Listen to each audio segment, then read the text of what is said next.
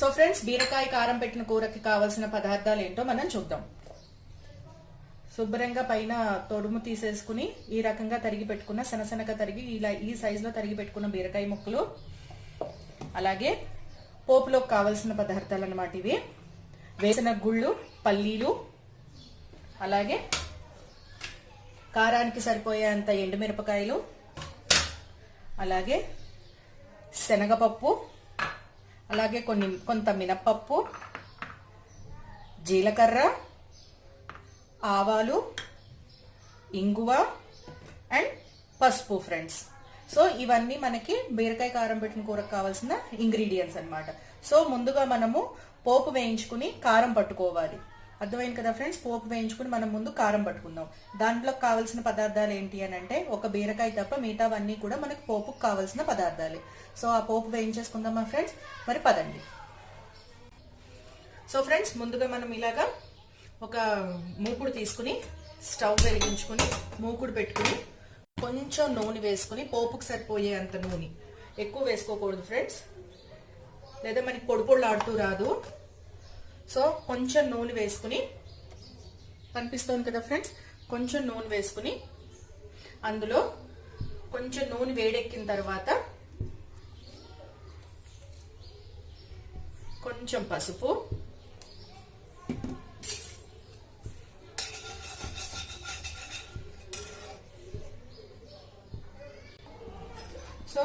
కొంచెం పసుపు, అందులోనే శనగపప్పు, అలాగే మినప్పప్పు, అలాగే కొంచెం జీలకర్ర, ఆవాలు, ఎండుమిరపకాయలు అన్నీ కలిపి వేయించేసుకోవచ్చు ఫ్రెండ్స్. ఏది కూడా సపరేట్గా అక్కర్లేదు. వేసిన గుళ్ళు, పల్లీలు, అలాగే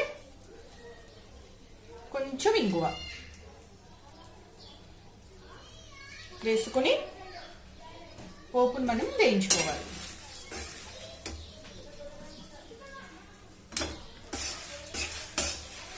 సో మొత్తం పోపు అంతా మనకి వేగిపోయేంత వరకు మీడియం ఫ్లేమ్లో పెట్టి దీన్ని మొత్తం మనం వేయించుకోవాలి ఫ్రెండ్స్. ఏది కూడా సెపరేట్గా వేయించుకోకర్లేదు. దీన్ని మనం నిలవ కూడా చేసుకోవచ్చు ఫ్రెండ్స్. ఇందులోనే మనం చింతపండు కూడా వేసుకోవచ్చు, ఆ పుల్లదనం వస్తుంది. సో దీంట్లో మనం ఈ పోపులోనే చింతపండు కూడా వేసేసుకుందాం. సో ఫ్రెండ్స్, పోపు వేగుతుంది కదా, అందులోనే మనం గింజలు తీసేసి చింతపండు కూడా ఇందులోనే వేసేస్తున్నాం. గింజలు తీసేసి వేసుకోవాలి ఫ్రెండ్స్, ఎందుకంటే మిక్సీ ఆడుతున్నప్పుడు మనకి కరెక్ట్గా నలగదు, గింజలు ఇబ్బంది పెడుతూ ఉంటాయి. సో మిక్సీ ఆడేప్పుడు గింజలు రాకుండా ఉండడానికి గింజలు తీసేసి వేసుకోవాలి. సో నేను ఇంత చింతపండు తీసుకుంటున్నాను ఈ పోపులోకి. సో ఇందులోనే వేయించేస్తే చాలా రుచిగా ఉంటుంది ఫ్రెండ్స్. మనకి నిలవ కూడా ఉంచుకోవచ్చు ఈ పోపుని. ఈ రకమైన పోపుని మనము మిక్సీ పట్టేసి చింతపండు వేసాం కాబట్టి పాడవదు.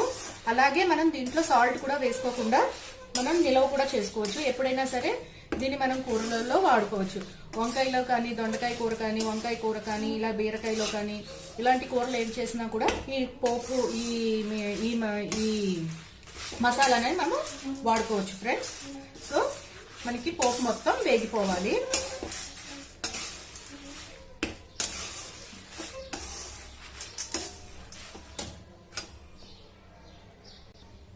సో చూసారు కదా ఫ్రెండ్స్, మన పోపు మొత్తం అంతా బాగా వేగిపోయింది. సో దీన్ని మనం చల్లారి పెట్టుకుందాం. ఇది చల్లారే లోపు మనం నెక్స్ట్ ప్రొసీజర్ ఏంటో మనం చూద్దాం. సో దీన్ని చల్లారి పెట్టుకుందామా ఫ్రెండ్స్? ఒకసారి స్టవ్ ఆఫ్ చేసేసి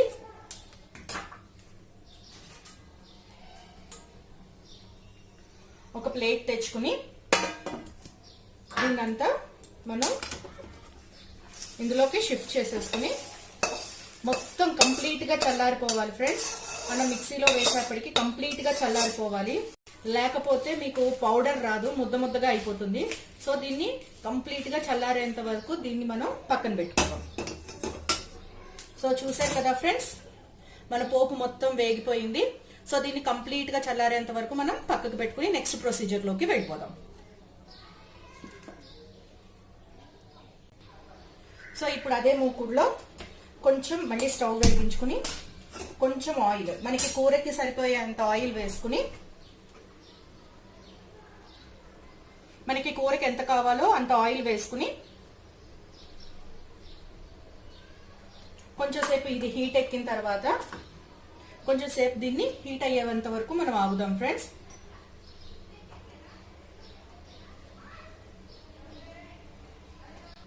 సో ఫ్రెండ్స్, ఆయిల్ హీట్ ఎక్కింది కదా, అందులో కొంచెమే కాస్త పసుపు, అలాగే కాస్త ఇంగువ కూడా వేసుకుందాం. చూసారు కదా ఫ్రెండ్స్, బాగా బబుల్స్ వస్తున్నాయి. ఇప్పుడు మనము దీన్ని మీడియం ఫ్లేమ్ లో పెట్టుకుని, మనం సన్నగా తరిగి పెట్టుకున్నాం కదా బీరకాయ ముక్కలు, అవి ఇందులో వేసేసుకుందాం.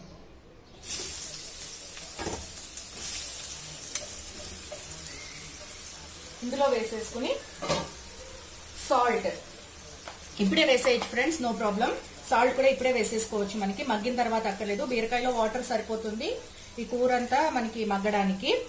అందులోనూ మనం నూనె కూడా వేసాం కదా, సో రెండింటితోనూ ఇప్పుడు వేసే సాల్ట్ తోను మనకి ముక్కలు మొత్తం మగ్గిపోతాయి. మనము సాల్ట్ ఈ ముక్కలకి, మనం చేసుకున్న మసాలాకి రెండింటికి సరిపోయేంత సాల్ట్ మనం ఈ ముక్కల్లోనే వేసేసుకోవాలి. మసాలాకి సరిపోయే సాల్ట్ కూడా మనం ఇందులోనే వేసేసుకోవాలి ఫ్రెండ్స్. వేసేసుకుని ఒక్కసారి దీన్ని పైకి కిందకి కలిపేసుకుని అంతా కూడా మీడియం ఫ్లేమ్ లో పెట్టి చేయాలి ఫ్రెండ్స్. బీరకాయ ముక్క కూడా తొందరగా మాడిపోయే ఛాన్సెస్ ఉంటాయి, అందుకని మీడియం ఫ్లేమ్ లో పెట్టుకుని మనము దీన్ని పైకి కిందకి ఒకసారి కలుపుకుని, చూసారు కదా ఫ్రెండ్స్, మొత్తం అంతా మిక్స్ అయిపోయింది. మనకి వేసిన పసుపు అన్నీ కూడా దీనికి అంటుకున్నాయి, సాల్ట్ అన్నీ కూడా దీనికి అంటుకున్నాయి. కాబట్టి కిందకి పైకి ఒకసారి అనేసి మీడియం ఫ్లేమ్ లో ఉంచుకుని కొంచెం సేపు మూత పెట్టుకుని దీన్ని మగ్గించుకుందాం.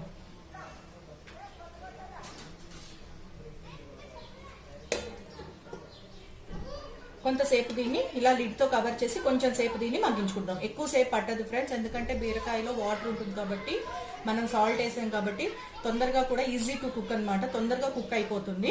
సో కొంచెం సేపు దీన్ని మీడియం ఫ్లేమ్ లో ఉంచి దీన్ని మగ్గించుకుందాం. దాని తర్వాత అంతలోపు మనం ఇందాక పోపు వేయించుకున్నాం కదా ఫ్రెండ్స్ మసాలా కోసం, అది మిక్సీ పట్టుకుందాం చల్లారిన తర్వాత. ఓకేనా ఫ్రెండ్స్?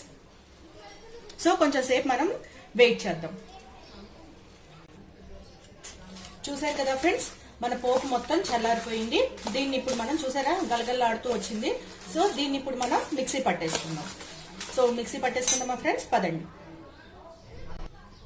సో ఫ్రెండ్స్, చూసారు కదా మనం మొత్తం అంతా పోపు అంతా కూడా మిక్సీలోకి తీసేసుకున్నాం. మనము తక్కువ నూనె వేయడం వల్ల ఏంటంటే ఫ్రెండ్స్, నూనె దీనికి అంటుకోక మనకి ఇలాగా డ్రైగా వస్తుంది. సో దట్ ఏంటంటే మనం మిక్సీ వేసినా కూడా మన కారము, మసాలా కారము పొడి పొడిలాడుతూ వస్తుంది, పౌడర్ లా వస్తుంది. అదే నూనె ఎక్కువ వేసామనుకోండి, ఆ నూనె వల్ల ఏమవుతుందంటే మొత్తం అంతా కూడా అది ముద్దలా అయిపోతుంది. సో మనం తక్కువ నూనె వేసుకుని, వేసేమా లేదా అన్నట్టు కొంచెం నూనె వేసుకుని మనం ఈ పోపు వేయించుకోవాలి. సో దీన్ని ఇప్పుడు మనం మిక్సీ పట్టేసుకుందామా ఫ్రెండ్స్, పదండి.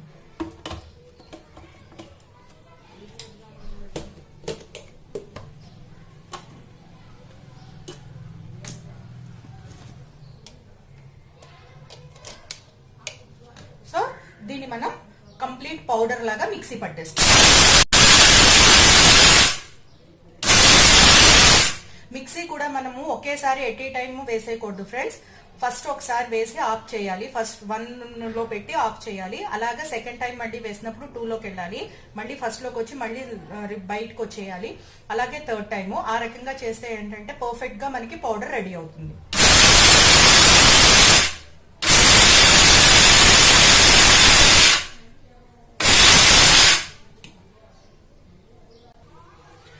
సో ఫ్రెండ్స్, మిక్సీ పట్టేసుకున్నాం కదా, చూసారా ఫ్రెండ్స్ ఎంత పొడి పొడిలాడుతూ వచ్చిందో మనకి.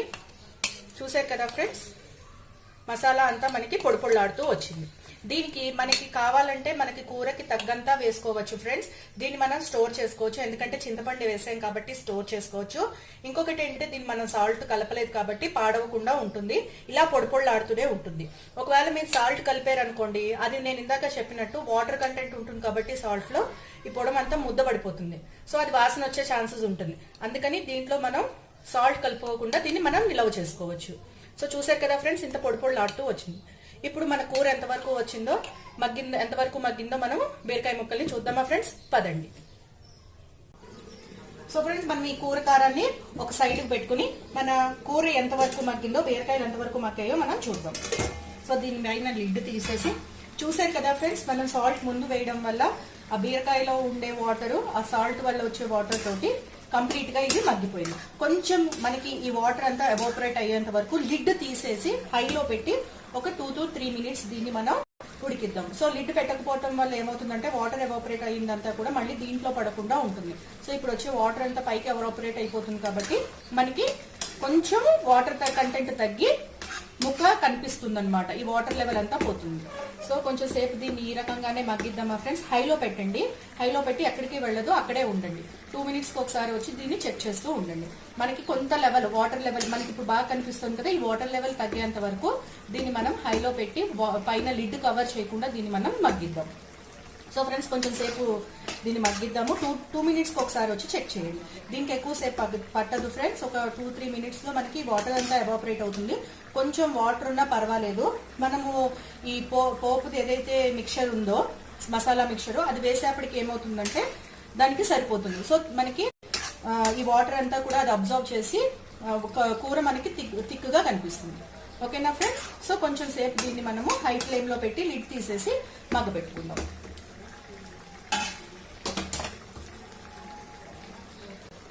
సో ఫ్రెండ్స్, ఇందాక దానికంటే వాటర్ లెవెల్ తగ్గింది కదా ఫ్రెండ్స్.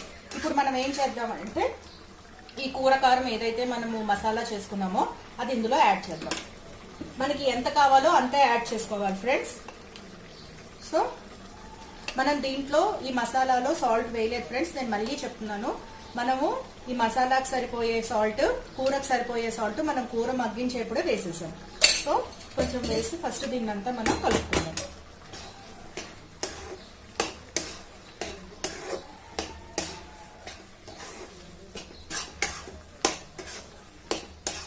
చూసారు కదా ఫ్రెండ్స్, మనం ఏదైతే పౌడర్ వేసామో అది వేసిన వెంటనే మొత్తం వాటర్ అంతా ఎవాపరేట్ అయిపోయింది. చూసారు కదా ఫ్రెండ్స్.